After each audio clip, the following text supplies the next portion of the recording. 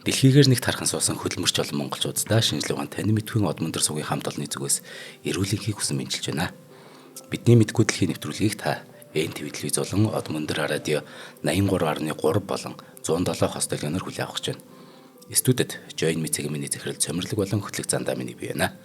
Нэвтрүүлгийг аялах боломжийг хүн бүр дүрээтэй Join Me цагийн минь болон үрждэг сар хариултаа хадгалъя гэдэг ийм аяныг зохион байгуулж худалдаа хөгжлийн банк манай нэвтрүүлгийг ивэнтэтгэж байна. За өдрийн мэнд цаамаа. Өдрийн мэнд. За өнөөдөр дэлхийн түүхийг бүр игнэгт өөрчилсөн хосуудын талаар ярих. Оо яргая. Тэ. За.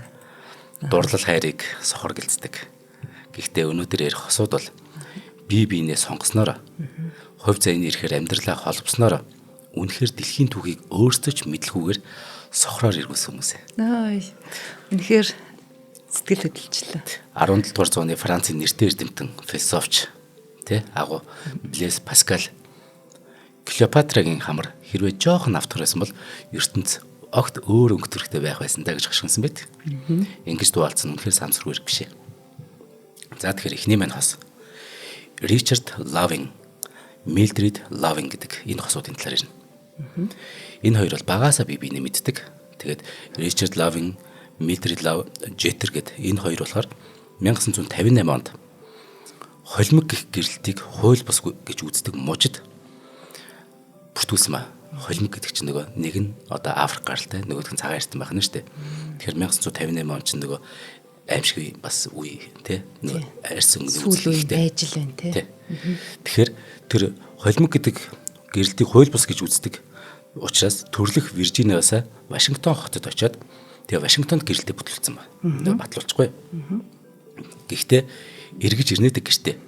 Тэгсэн чи гэртээ эргэж ирээд удааг багт нь хөршүүдийнх нь гомдлоор цагдаа нар гэртэн дайран ороод ингээд залуу хосыг баривчилсан. Гомбо аяа жоох хайрхан болгоч. За ингээд бүтэн жил шоронд хоригдох мөн төрлөх мужаасаа 25 жил цөлөгдөх тийм ялаар шийтгүүлж байгаа. Энэ зүгээр бие биендээ хайртай байсан. Хайртай байсны хатал. Тэгэхээр бүтэн жил шоронд байгаад тэгээд төрлөх мужидаа 25 жил эргэж ирж болохгүй. Нэвтрийг хориглоно. Ингээд энэ Лавингийн гэр бүлийнхэн яаж байгаа нэр нь Лавинг тийм. Энэ Лавингийнхэн арга буюу Вашингтон хот руу шилжиж суурсан ба.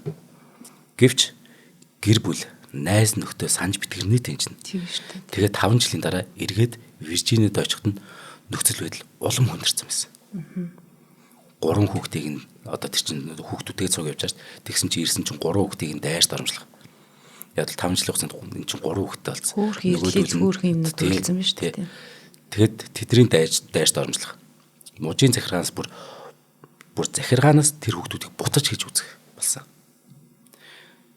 Энийг бутаж хийж нэрлэн тэр гээд бүр утгагүй байх хэвээр. Тийм. Бүр төр засгаасан гэсэн үг шүү дээ. Ингээд энэ хэрээс хэтэрсэн учраас Ричард Милдрид хоёр яасан гэхээр 1963 онд Америк нэгдсэн улсын ерөнхий прокурор Роберт Кеннедид хандсан ба. За. Джон Кеннеди гэх. Тэр чинь Америк нэгдсэн улсын ерөнхий прокурор тий. Кеннеди ч ямар хүний эрх мэдрэмжтэй хүн байж байгаа тэгээ бодууллаа тий. Ингээ удалгүй тэдэнд сайн дурын өмгөөлөгч туслахаар болсон ба. Тэгээ бүтэн 4 жил тэмцснээр Виржиниа мужийн захиргаа 1967 онд Лавингийнхны гэрэлтийг сая хүлээмжширч. За, ядаж хүлээмжширлээ. За. Үгээр загсахгүй. Ричард Милдрид хоёрын хүсэлтээр дээч хүүхэд зарга үүсгэсэн ба. Энэ мөн л Лавингийн гэр бүлийн талд шийдэгдээд ингээ Виржиниагаас гадна нийт 15 мужид арсны үзлээр ялварсан гэрэлтийн хуулийг үндсэн хууль зөрчсөн гэж үзсэн. За. Харамсалтай нь Ричард Лавинг одоо нөхөрнтэй эхнэр хүүхдүүдтэйгээ хуулиасаар амар тайван аж төрх хэрхээ олж авснаасаа ердөө 8 жилийн дараа автомашины ёслоор 41 наснда насарсан. Харин эхнэр нь болох Милдрид Лавинг 2008 онд 68 наснда амьсгал хураа хүртлээр нөхрийнхөө барьж өгсөн тэр байшин л амьдарсан. Ингээд Виржиниа мужийн шүүхээс Лавингийн гэр бүлийн хэргийг шийдвэрлэж хэн бүхнийг хүссэн хүнтэй гэрлийг зөвшөөрсөн энэ 6 дугаар сарын 12-ны өдрийг өнөөдөр Америк дээр жил бүр өөрөөр арьсан үндэс хугацаанаас бүтсэн гэр бүлийн өдөр болгон Лавинг Day гэж нэрлэсэн. За. Ямар гоё түүх вэ наа чи. Гоё уу? Янзын гоё түүх. За дараагийн түүх. Сэрэцэ Кама гэдэг нэг нөхөр байгаа. Бүсгүй нь Рут Уильямс Кама. За Африкийн нэгэн томоохон овгийн ханхүү Сэрэцэг Кама. За. Бүр ханхүү байна шүү дээ. Ирээдүйд хаан болно. Лондонд сурч байсан ба. Тэгээд 1947 онд Англи бүсгүй Рут Уильямстай танилцсан. 1947 дайны дараа. Хоёулаа жааз хөгжим дуртай, ижил төстэй сорилттой гэдгээрээ ойртон тоцсон тэднийг харин жилийн дараа гэрлэх болсон чинь улс орн дамсан бөөн хэрэг мандчихгүй. Яг үл тэр чинь ханхүү шүү дээ. Тэ? Яг тэр Сэрэцэг их нутг болох Бичваналенд гэдэг. Бичваналенд гэдэг өнөөгийн Ботсван байхгүй. Бичваналенд яг колони биш Британи. Гэхдээ Британи ивэлд багтсан өөртөө засах улс гэдэг статустай байсан учраас Британи засгийн газар тухайн цагийн хуулиар гэрэлтийг хүлэвж хэрч чадаагүй. Ингээд харин Бичваналендд Сэрэцэгийн ав гах буюу Баманвато гэдэг ясны хаан Сэрэцэг угсаа залмж ирэхээс нь төлөвлөж чаа. Чи тэгэхээр Англи бүсгүйд сууж юм чинь хаан болохгүй гэд. Харин ингээд төтөлж чааштай. Тэгсэн хөрш болсон болох нөгөө өмнөд Африкт болохоор мөн дөнгөж нөгөө апартейд буюу арьс өнгөөр тусгаарлах үзэл төрийн бодлогонд болоод байсан учраас Камагийнхны гэрэлтийг хууль бус гэд үзэж байгаа бас өмнөх төршин. Гэхдээ энэ мэт эсэргүүцэл гадуурлах нь яваанда Сэрэцэгийн нутаг орны төдийгүй Британи игэл жирийн иргэдийг арьсны үзлийн эсрэг илүү тод үгээ хэлэхэд хүрчихэж байгаа. Нэг гоё одоо тий нэг харанхууд тий бас нэг гэрлийг одоо бий болгоход нөлөөлчлээ шүү дээ. Ингээд өмнөд Африкийн эсрүүцлээс болж бүтэн 6 жил нутагтаа очиж чадаагүй тэр Лондонд амьдарсан Камагийн гэр бүл 1956 онд Бичваналендд хөл тавьжаа. Бүр тий олон жилийн дараа бараг 9 жилийн дараа гэсэн үг шүү дээ. Тэгсэн дээрх хугацаанд өмнөд Африкийн эрх баригчид Британд зүйл бүрээр дарамт үзүүлсэн ч гэсэн Британий тал болохоор Сэрэцэ Рут хоёрын гэрэлтэд хориг тавиагүй. Ингээд англичууд Бичваналендээс их хэмжээний алт, уран, хямд үнээр авч ирсэнтэй холбоотой. Тэгэхэд нэгэнт ингээд нөгөө маш олон баялагийг хямдхаа одоо юм чинь эдний нэг хаанхуг ингээд бас хориглоод байх нь улс төрийн байдлаар юм болох гэдэг шүү дээ. 8-нд нь. Тэгэхээр зөвшөөрчгүй Англи. Гэтэ өмнөд Африкийн бүгд 8 тус болохоор эсэргүүцээд идэг. Тийм байна. Нөгөө талаас манай цагаан арьс түүхнийг жоохон гадуурсан биш үү? Тийм байна. Харин Сэрэцэг Кама нутагтаа очиж штэ. Нутагтаа очисон даруйда улс төрийн шин нам байгуулсан ба. Ингээд 1965 онд улсынхын төрийн тэр үнээр сонгогдож байгаа. Тэгээд дараа жил нь нутаг орноо Британаас бүрэн тусгаар тогтноосаар өнөөгийн Ботсван улс байгуулагдсан түүхтэй. Өнөөгийн Ботсван улс бол манай Бацаа тий. Манай спорт тайлбарч хөлбөмбөг тавьж Бацаа Ботсваны талаар маш олон удаа пост оруулсан. Ботсван бол гайхамшиг байхгүй. Манайхтай их төстэй мөртлөө ер нь далаад гарцгүй. Гэхдээ Африкийн гэрлэх юм байхгүй. Хөгжил нь ямар өндөр гэж. Манайхтай их төстэй шүү гэд нэр оруулаад байдаг шүү тий. Ингээд Сэрэцэг Кама туурах тусгаар улсын анхны ерөнхийлөгч болохоос 10 хоногийн өмнө Их Британий төр засгаас Сэр гэдэг цол хүртсэн байгаа бүр. Тэдний 4 хүүхдийн 2 нь улс төрч болсноос хүү Ян Кама нь 2008-аас 2018 онд Ботсванагийн 4 дахь ерөнхийлөгчээр ажилласан. Ингээд Сэрэцэ Рут хоёрын хайрын түүх Африкийн орнууд олноороо тусгаар тогтносон 1950-аас 70-аад оны нарийн түүхтэй явцыг зарим талаар ингээд гоё зөөлж хэвлэлийнхний хандлагыг эерэг болгоход нөлөөсөн мөн тэр апартейд үзлийг эсэргүүцэж тусдын болсон хосуудаа гэж төгсөж үзтээ. За. Гоё юм би. Гоё хайрын түүх. За дараах нь 8 дугаар Эдвард. За бүсгүй нь болохоор Уоллес Симпсон. Их Британий хаан 8 дугаар Эдвард угсаа залгамжлах хунтайж байхдаа буюу 1931 онд 37 настайдаа нууц хамраг эмэгтэйхийн шинэхэн танилцуулах Эрнест Симпсон болон түүний Америк эхнэр Уоллестэй танилцсан ба. Энэ их адал явдал байгаа. За ирээдүйн хаан маань нууц хамрагтай байна. За. Тэгэхээр нууц хамраг нь нэг найзтай байна. Тэр найзыг нь Эрнест Симпсон гэдэг юм. Тэр найз нь эхнэртэй. Тэр эхнэр нь одоо энэ Уоллес. Тэгэд Эдвард Уоллес хоёрыг анх тэгэхээр энэ Уоллес нь нөхөртөөсөн бааз. Тийм байна. Гэтэл нөгөө ирээдүйн хаан Эдвард болон энэ нөхөртэй бүсгүй Уоллес хоёрыг анх ойр дотн болоход Уоллесийн нөхөр Эрнест яасан гэхээр харин ч нааштай хүлээ авсан баг. Ингээд ихэс дээдстэй холбоо тогтоох нь өөрийнх нь ажил хэрэг тустай гэж утсан баг. Бас жоон хөг юм бааз. Оо, та юу гэсэн үг юм тий. Гэтэл Эдвард болохоор өмнөх тэр гэр бүлтэй эмэгтэйчүүчгээ Уолсыг амархан орхиог юм байна. Урд нь болохоор ийм бүсгүүчүүдтэй холбогдтойгоо тэгэл хаяад тэг ингээд солиол явдаг гэсэн байна. Гэтэл Уолсыг орхичаагүй. Уул нөгөө нөхөр нь орхино гэж бодож байгаа шүү дээ. Ямар ч ингээд нэг танилцуулж тий. Тэгсэн чинь Эдвард орхидгүй их нэрийн. Арай өөр харилцаа үүслээ. Ингээд 1936 онд анх танилцсанаас 5 жилийн дараа хаан болцсон Эдвард. Эзэн хаан Уоллест гэрлэх санал тавьчих. Өөх нөхөртэй багтан тий. Тий. За ингээд хэрэгдүүлээ. За ер нь тэгээд тэр хоёрч бараг салж исэн бохоо. Ямар ч байсан энэ Британд үндсэн хуулийн хямрал авчирч байгаа. Британд төрийн тэргүүн яаж яагаад давхар Английн сүмийн тэргүүн байдагтай холбоотой. Өөрөөр бол сүмийн тэргүүн чи өөрөө гэр бүлээ цуслуулсан хүнтэй гэрлж болохгүйсэн. Аха. Тэ? Жухам үүгээр шалтгаалаад Британий засгийн газар хаан суугаад жилч болоогүй титэмлэх ёслолч үйлдээгүй байсан 8 дугаар Эдвардыг хаан ширээнсээ татгалзахыг шаардсан. Эдвард Уоллес хоёр хамгийн гол нь гэтэйг бүр цаашлах нь юу гэж. Энэ 8 дугаар Эдвард хаан байна штэ. Энэ одоо гэргийн болох гэдэг Уоллес хоёр галдуураа нацизмыг дэмжиж байсан хэрэг. Энэ Британий засгийн газрын тагнуулын албаныхан бүгдээр мэдчихсэн нэг ерөн зүгээр мэдээд гэтэл нацистыг британчууд хизээч хүлэмжээргүй шүү дээ.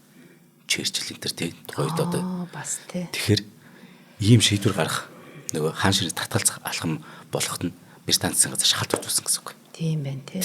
Наана нэг ийм хайр сэтгэлийн асуудал юм шиг цаанаа өснөр юм. Эзэн хаан нацизмыг дэмжиж болохгүй шүү тий. дээ. Тэд Уоллесыг хоёр дахь нөхөр болох Эрнестээсээ салсны дараа 1937 онд гэрлэж Виндзорын гүнгийн хатан гэдэг хэрэмтэй болсон ба энэ хоёр. Ингээд харин Эдвардыг хаан чигээрээ хэрэг үлдсэн бол нацист Германы дагуул улс болж мэдэх тийм аюулд байснаа тухайд огт мэдээгүй. Тэ? Ингээд Британи түмэн 6 дугаар Жорж гэдэг хаантай болсон шалтгаан энэ. Хөөх наачист ямар чухал үйл явдал болов тий. 6 дугаар Жорж хаан чинь хиний яав лээ тий. Элизабет хааны яав шүү дээ. За. Энэ эмэгтэй гарч ирээг бол тэгээд нацистуудад давмгаалаад тий. Одооний энэ үйл явдал бүр шаал өөрөөр өөрчлөгдсөн. Тэр чигээр өөрчлөгдсөн шүү дээ. 1930-аад онд британчууд энэ бүх хэрэгт ганц Уоллесыг буруутгах хандлагатай байсан ч гэсэн орчин цагийн харин Уоллесыг сул дорой анханасаа хаан болохыг хүсээгүй хүнийг төрийн ажлаас холдуулж их Британиг аварсан гэж үздэг. Цохоразаар. Тийм бэ. Ингээ 2010-ад онд шинээр болсон Уоллесийн захидлуулаас харахад тэрээр яванда Эдвардаас залхсан ба. Тэгэд их уйтгартай тэгээ ганцаардмал амьдралыг өөрөө туулсан байдаг хөрхөө. Энэ бүсгүй. Уул нөхрөөсөө салаад гоё явсан. Тий. Сонин юм үүрээд л цаашаа ганцаардаа явсан юм биш үү? Тэгээ салсан нөхөр нэг Эрнест гэдэг байсан шүү дээ. Тэрэндээ нэг бичсэн нэг захидал байд. Би хамгийн агуу хайрын түүхийг баллахгүй гэхдээ хамаг хүчээ барж сууж байна. Хамаг хүчээ барж сууж байна да гэж ингэж бичсэн байдаг шүү дээ. Олж нөхөр л үгүй. Гонигт амьдрал болсон бац. Тийм байна. За хоёлаа хамтран ажиллаж танилцуулаад дараагийн гой хосууд руу оръё. За маа нэвтрүүлгийн ивент тэтгэгчээр одоо миний өмнө сууж ин ивент тэтгэж байна. За join me. За манай join me сонь сайхан ихтэй байгаа шүү. Хүмүүс их асуудгийн Европ аялал байна гэдэг. Одоо ч аялагчд маань эхлээл одоо Бээжингээрээ эхлээл те. Цаашлал Вьетнам, Фукок, Таиланд гэж яваал. Одоо ингээд ерөнхийдөө зах зээл ханаад эхэллээ. Одоо тэд маань юу асууж байна вэ гэхээр Европ аялал байна. Тэгээд нөгөө манайх чинь би ч бас энэ салбарт нэг 20 жил ажилласан хүн байна. Хүмүүсийн гүйцэтгэлээс айгаад хамаагүй хүмүүстэй гэрээ чаддгүй байхгүй. Тэгээд Европын нэг сайн хүн олж чадахгүй болохоор манайх Европ байхгүй гэдэгс. Одоо бол би нүүр бардам байна гэж хэлэхэр болчлоо. Юу болов? Хэнийг болов? Маш найдвартай одоо сайн хамтрагчтай боллоо. Бүр Парист амьдардаг. Ямар гоё. Маш гоё гэр бүл байна. Аль аль нь Францаар ус цаас ирж байна. За тэгээ бүр Парист одоо бүр юм газар юм 3 том хаус ингээд эрхэлдэг. Монгол хөө юм. Тийм Монгол. Ямар гоё. Тэгээ дээр нь компанитай тийм Паристай албан ёсны компани үүсгэсэн. Тэгвэл join me-гээр явах юм бол одоо бүр тэр хаусд нь байрлах юм шүү дээ. Парист тийм. Тэгээд тэгээрээ тэгээ энэ одоо монгол хүн чинь тэр Парист бүр очиж Францын тэр босхыг дагаад компани байгуулах, тэн дээр аялал жуулчлалын эрх авах, нэмэлт логистик эрх аавна гэдэг чинь энэ хүмүүсийн асар удаан ямар тууштай хөдөлмөрсөн бэ гэдэг харагддаг. Боловсралтай байна тийм боловсралтай.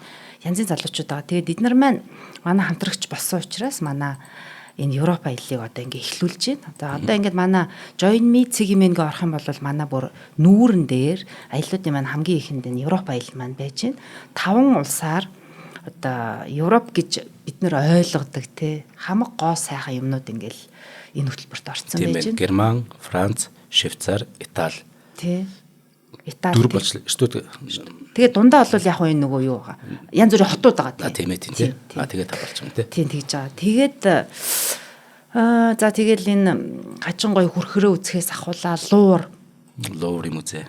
Парисын Эйфелийн цамхаг, Нотр-Дам, тий. Парисын гоё галерейнууд орно. Тий. Одоо чинь Пикассогийн тэр музей тэнд байдیں۔ Гоё үзэж болох нь байна. Тий. Ямар гоё юм бэ?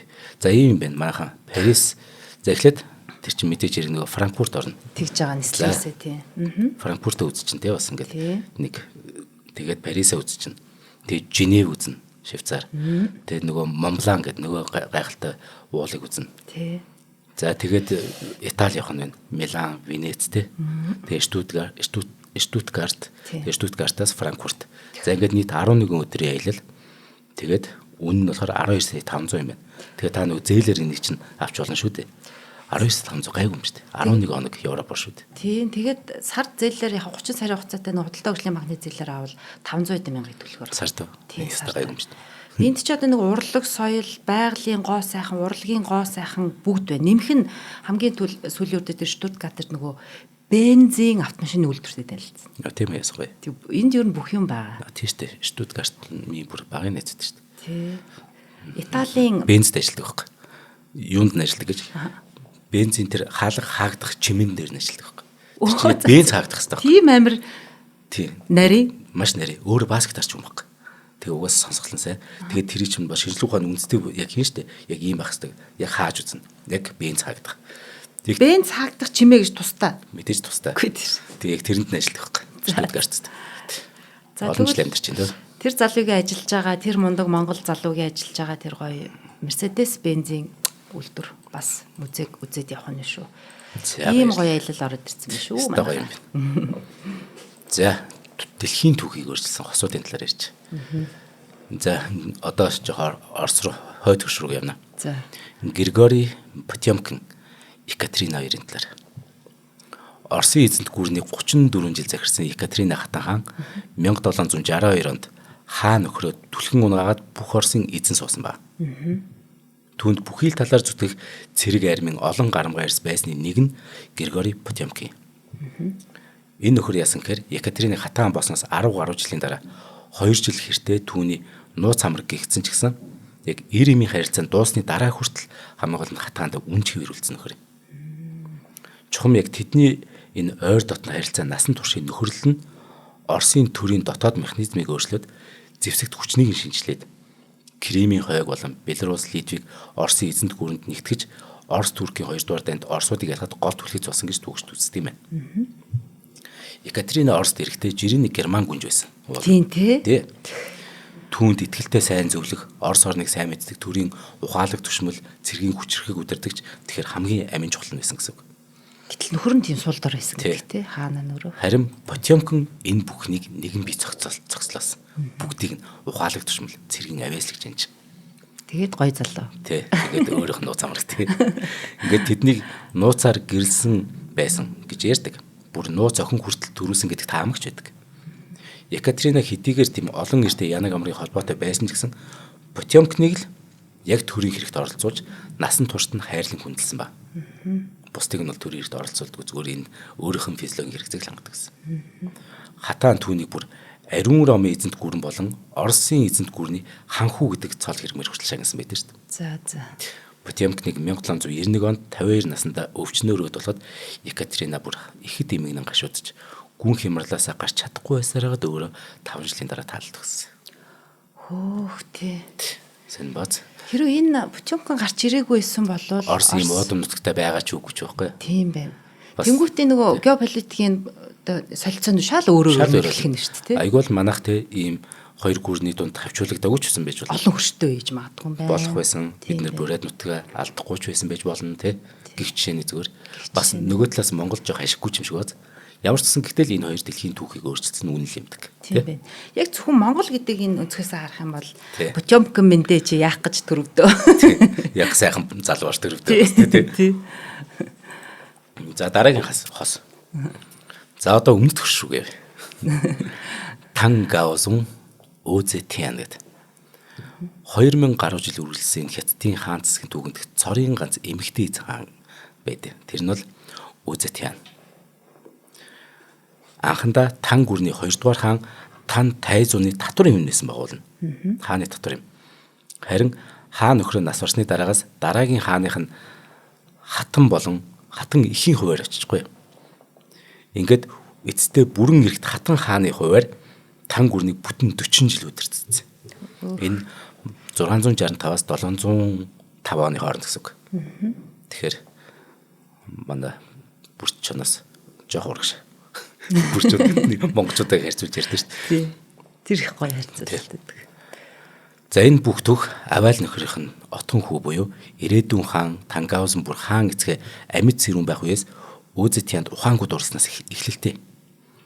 Харин Тангаузан хаан яасан гэхээр Озэтианыг ёс жаяг зөрчин байж ингээд хийдээс гаргаад өөрийнх нь татвар юм болгосон ба.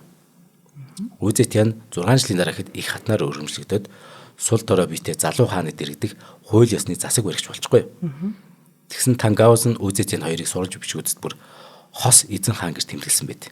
Бүр хос эзэн. Тийм. Яг л уг хаан өөрөө сул дорой байдаг шүү дээ. Төр ирэхэд энэ эмэгтэй болоод гарч чинь хос нөгөө тий эзэн хаан гэжгүй. Хэдийгээр Озэтиан эрх мэдлээ хамгаалж үтгэхийн тулд өрсөлдөгчдөө хариг хэрцгийгээр замаас холдуулж бүр үр хүүхдүүдэд хүртэл тэрэндээ золиосон байдаг гэж байдаг ш түүхэнд их аимшигтай тий. Гэхдээ Тангаузан Озэтиан хоёрын хос хаанчлалын үед Хятад үндэстэн яг үнэндээ хүч хэрэгжин мандсан. Тан гүрнийг ер нь Хятадын түүхэнд хамгийн яг гоё үе гэж ярьдэн ш тэр. Яг энэ үед чинь л одоо үгүн эднэр чинь бичигжээлээ ш тий. За бүр оюун санааны хөв төртөл урлаг соёл нь их өндөр түвшинд. Урлаг соёл ямар түвшинд гоё байдаг вэ гэхээр тэр эзэн тус өөрөө тийм амар амгалан байж штэ. Тийм боловсрол соёл хөгждөг. Дараагийн хэрэгцээ шүү дээ ч тий. Ер нь цаг үеийнхэн хамгийн нөлөөтэй хамгийн баян чинэлэг тэр гүрний суурийг батчин бэхжүүлснээр энэ хоёр хосыг тодордог. Тангаузан хаан 683 онд 55 наснда өөд болсон бол Озэтиан харин 705 онд буюу хүүгийнхээ өдөөс нь төрийн эргэлтээр засгийн ирэхээс бууж байгаа байхгүй. Гэтэ тэр буухдаа 81 настай байлаа шүү дээ. Тэг хүүн өөрийг нь авч хийсэн гэсэн. Тэг хэдхэн сарын дараа буюу 81 настайдаа үед болж. Хос эзэн хаад 2 гүнж 4 хаан хүүтэй байснаас 3 хүүн ээлжлэн хаан сууцгаасан. Тэгэхээр эн чинь яг төрөөсөө хүүхэд нь бүгд л хаан болсон юм шиг. Танаас орхотон бих шиг. Яг тий. Энэ их чухал тий. Яг нөгөө эзэнт гүрийн илүү батчдаг. Гэтэ бүр олон хүүхэд болохоор энэ ирээдүйн нөгөө хямрал үнс болдог. Хагарлыг төдөрлөөд шүү дээ.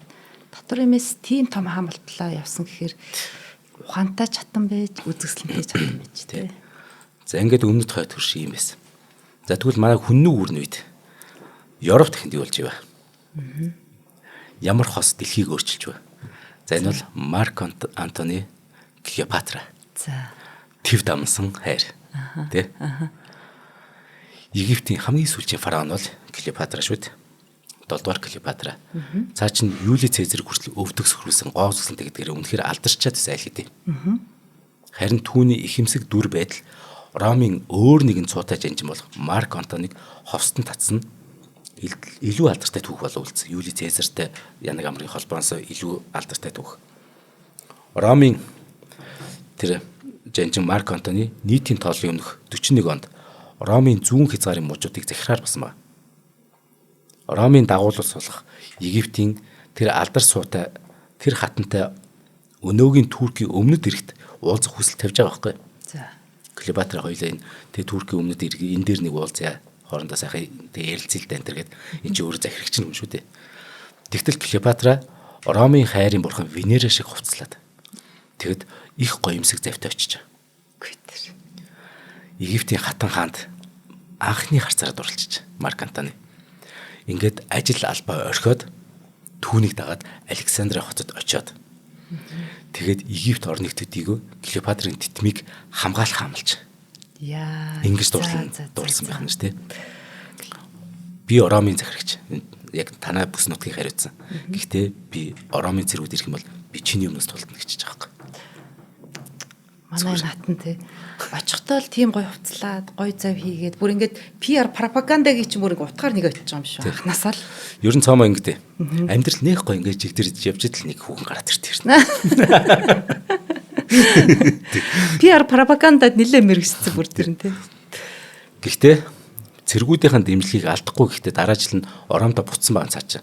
Ингээд хамт засаг баригч Октавианыхын охин дүүтэй гэрсэн байгаа. Ингээд худууд болж шүү дээ одоо засаг баригч нар. Тэгсэн тэр зур Клеопатра болохоор Марк Антоны 3 хүүхдийг төрүүлсэн байгаа бас. Энэ хооронд ингээд ирж очиад те. Дурлал тоос анх танилцсанаас бараг 10 жилийн дараа аль бие осор гэтээ хурмилж байгаа. Үгээр зогсохгүй Марк Антоны Клеопатраас төрсэн Юли Цезарын хүү гэж бас байгаа байхгүй. Тэр Цезариан гэдэг. Цезарионыг Ромын хууль ёсны заламжлагчаар зарлж байгаа юм бүр. За. Ингээд хууль ёсны эхнэрээсээ салсна. Тэгсэн чинь нэг хүний дураг хүрнэ дээ. Нэг хамт засагчээс Октавианы нөгөө уураг хүргэжгүй. Тэгэд Октавиан тэнгүүд Клеопатрыг эсрэг дайн зарлж байгаа. Клеопатра хам гимний голд нь удаа шүү дээ. Тэгж гин. Тэгсэн Октавианы арим нийтийн тоолын өмнө 31 онд Актиумын тулаанд дараа жил нь Александриад Египтийн их цэргийг буц зогсож Ромчууд. Клеопатра дайсандаа амьдараа баригдахын тулд өөртөө бариулсан тэр бунхандаа орж нуугдсан бол Марк Антоны Клеопатраг алагдсан гэдэг ташаа мэдээ хүлээж амгацаа өөрийгөө эрт нөгөө сэлмээрээ сүлбэж өргөт. Хүүдий. Харин Клеопатраг амьд гэдэг дуусан нөгөө дайчин нөхд нь болохоор Марк Антоны Клеопатрад авиацнаар нийтийн тоолын өмнөх 30 оны 8 дугаар сарын 1-ний өдөр Марк Антоны 53 наснда яг Клеопатрын гар дээр хөрх амиа алдсан.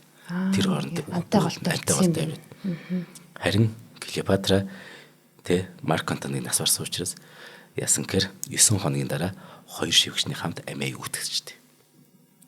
Ормын шүлэтийн төгөө хастай. Тийм биш үү те? Оо за. Тэгэхэд Клеопатра 39 настай байлаа. За одоо ингээд Октавиан болохоор Марк Антоны Клеопатрыг цогт нь оршуулсан баг. Археологчд одоо хүртэл тэр бунхныг хайгаал.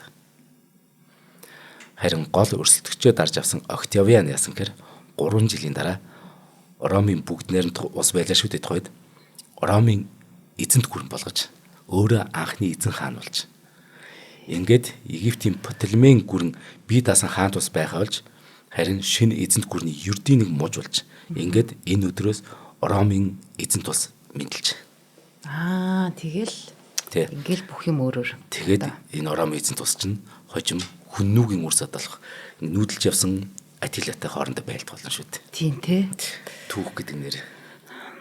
Ямар сони юм бэ те. Нэг нь ингээд өсөн гэдэг мэдээ тараагаад нуугдсан чинь нөгөөх нь мэдээд игүүтгээ дараа нь жигнэсээ нас барсан чинь нөгөө гар дээр наймад нөгөө амиа алдангууд сэтгэл тэр чинь маш хэцүү болно шүү дээ. Тэнгүүд 9 хоногийн дараа өөр хаймыг хорчиж байгаа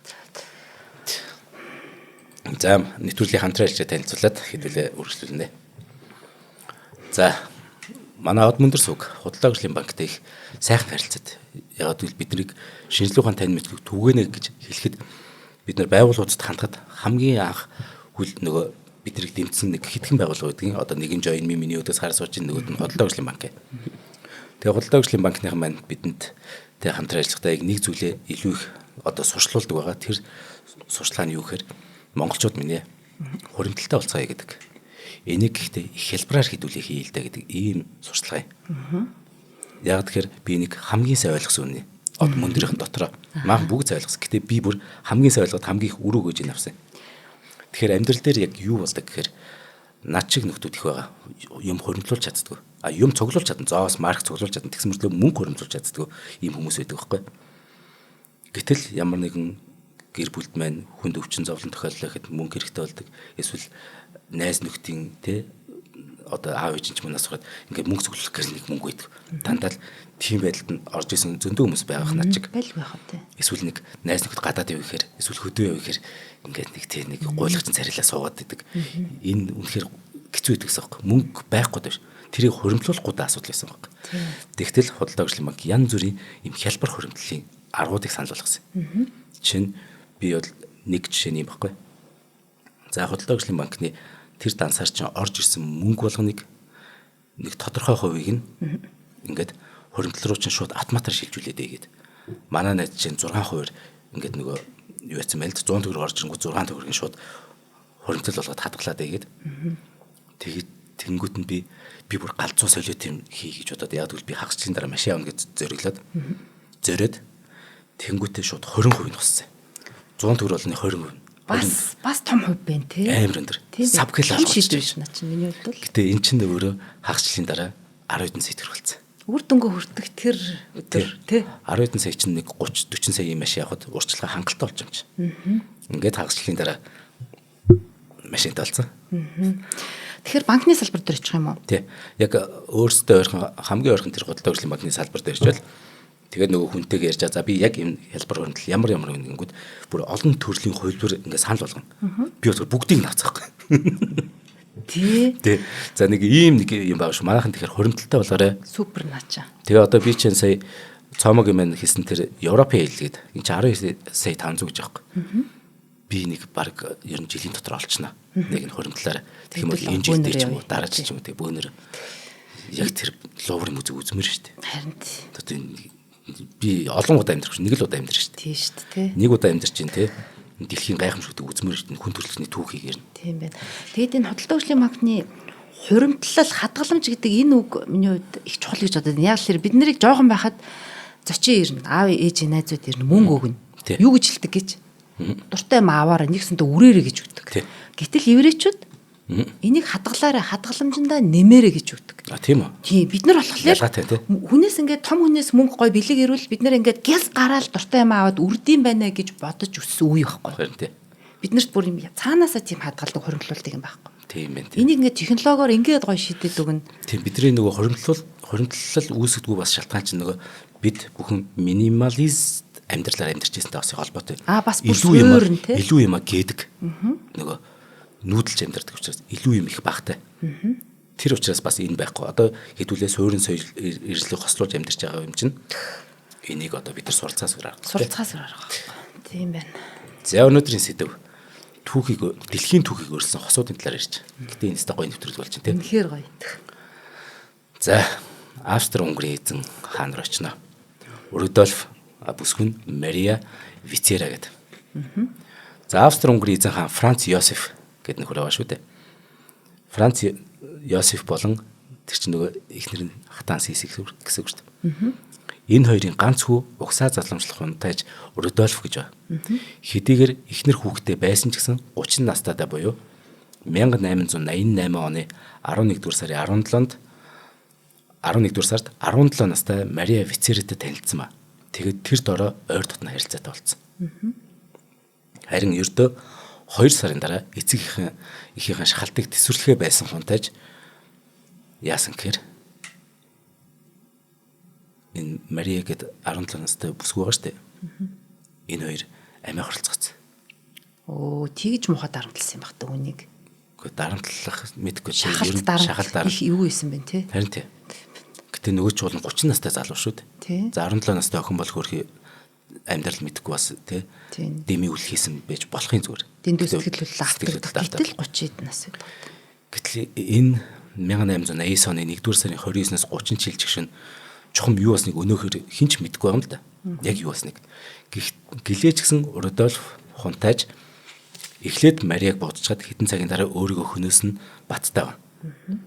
Мариаг эхлээд хунтайж руу халдсан, түүнийг жирэмсэн болсон болохоор хоёулаа амиа орсон, бүр эсвэл ер нь амиа хорлолт биш бусдын гарт хорлогдсон байх гэдэг олон хамг байгаа ч гэсэн ямар ч зүйл ингээд нас орчлаа. Гэтэ Мария Вицерийн хувийн захидлууд нь 2015 онд олцсон. Тэгэхээр энэ бүх таамаг нэг цагцсан. За. Дурлалхаас нэгэнд хамт байж чадахгүйгээс хойш хамтдаа үгсэн дэргэж хийцнийг энэ захидлууд баталсан. Тэгвэл эртнээс жоохон энэ талаар ярилцчихсэн байна тий. Европын ноёлох том хүчин буюу Австри-Унгарын эзэнт болсон.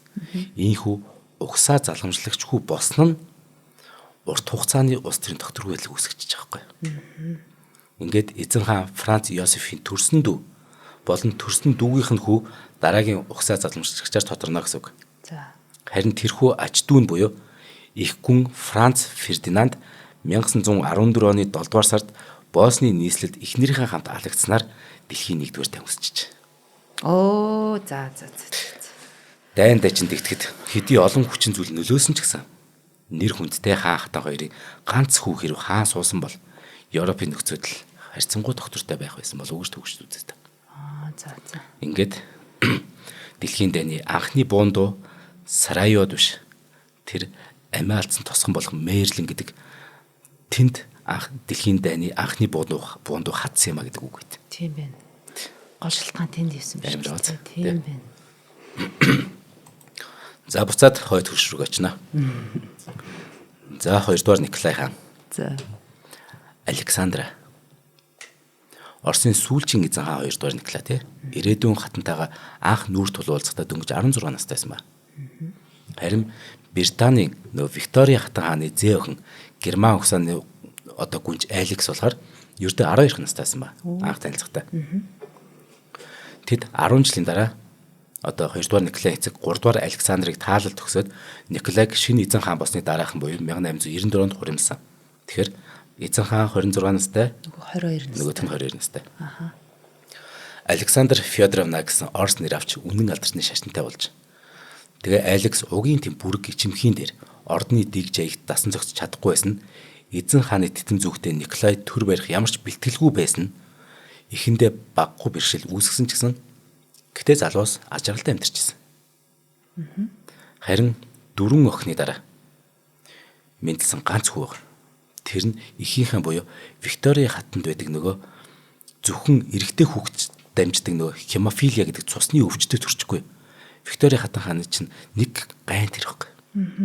Өөрөө тийм удмын өвчтэй. Тэр нь нөгөө хөвгөн хүүхдэд дандаа ингэж тардаг цусны өвчин байхгүй. Европын бүх эзэн хаад чинь энэ Виктория хатааны үр сацтай бүгдээрээ гэрлээд бүгд Европын байдал нэг өдөр бүр бүгдээрээ энэ цусны хор тавтартай өвчтэй болоод бүх улсын хаан ширээ гангасан бас нэг шалтгаан чинь энэ Виктория хатааны энэ удамшлаг.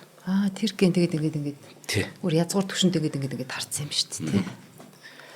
Тэгсэн ийм өвчтөд төрсөн хэдхэн жилийн дараа нөгөө Орос орныг нүмерэн авах зовлон зүдгүр уу гашууг ёрсон гэлтэйсэн байхгүй.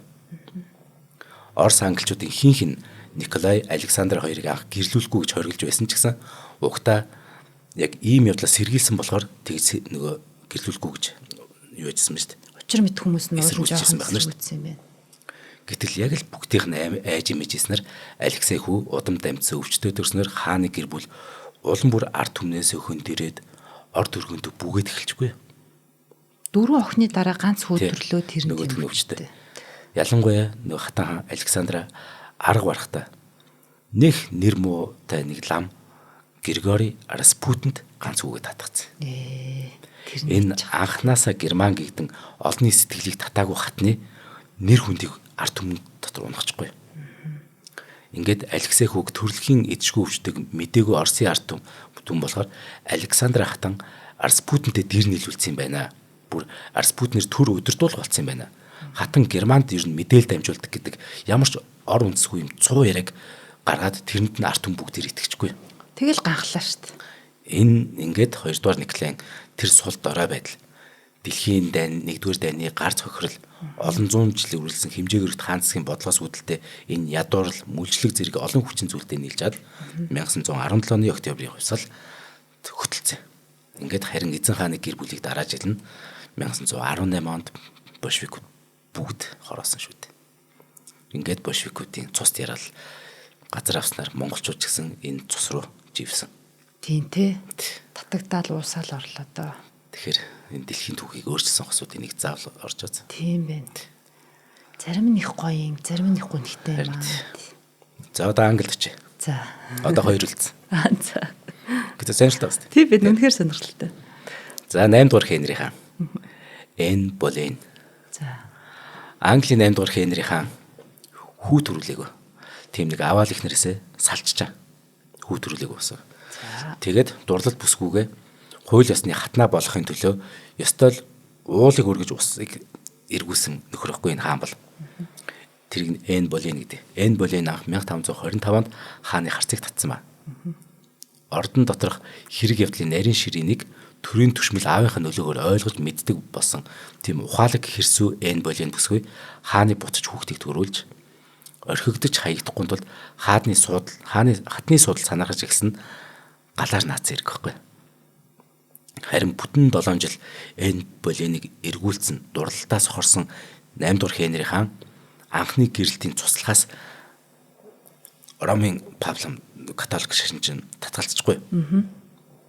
Тэгэхээр нь 8 дугаар Хенри яасан гэж Ромын католик сүмээс улс орноо гаргацсан. За. Английн бие даасан сүмийг байгуулад дөнгөж шинхэн дээр байсан протестант шашныг төрийн шашнаа болгоцсон. Ингээд урд хожид дуулдаагүй шашин номын хувьсгалыг энэ хаан хийсэн байхгүй. Гэхдээ юу нэтлөөхөр эхнэрээсээ салахын тулд. Хайр гэхдээ заримдаа хүнийг бүр хачаач юм хэлэх юм да тий. Орчин цагийнханд Ромын папаас татгалзсан гэдэг нэг сүйтэй зүйл биш санагдч магадгүй хүүхэд багчуудад. Гэтэл 16 дугаар зууны Европ дахинд сүмийн шийдвэрийг бурхны таалал, пап ламын үгийг бурхны үг гэж үзээ зогсохгүй. Дийлэн хүн бүр үүнд бүр батнот итгэдэг байсан гэхээр Хенригийн Н Болений төлөө хийсэн зүйл үнэхээр түүхэн үйл явдал яг муу юм. Бүр галзуу шийдвэр тийм нь л нэр тий. Богд хааны бүгд тойрч яваад нэг хүн богд хаанаас тий гүйгүй таныг дахаа болиг гэвэл монголчууд яах вэ мэд гоё тэр шиг юм болж байгаа шүү дээ. Ард түмэдтэй тийм амархан протестант шашинтай орох гэж одоо үйл юм болсон баг та. Тийм шүү дээ. Ингээд Хенри 1533-нд Н Болентэй гэрлээд удалгүй Элизабет нэртэй охинтой болсон. Гэвч 3 жилийн дараа Хенри Н Боленыг мөн л угсаа заламжлах хүү төрүүлж өгөө гэдгээ шалтгаглаад элдвэр хардаж сэрсэрээд олон эртээ нөхцөн гэж хэс хэрэгт гүтгээд цаазаар авчихсан. Наач ясаа ядраатай нөхөрөө. Н Болен хэдий 3 жил Английн хатан суусан ч гэсэн ганц охин эцтэй 8 дугаар Хенрийн орыг залгаж 44 жил хаанчилсан. Харин Англи орн протестант шашныг сонгосноор их газрын Европтой харьцуулахад хавьгүй чөлөөтэй арчилсан хандлагатай болж үндэстэн бүхлүүд нэг үндэстэн улсын ондоошлол нь бүрч илүү ялгарсан бусдаасаа.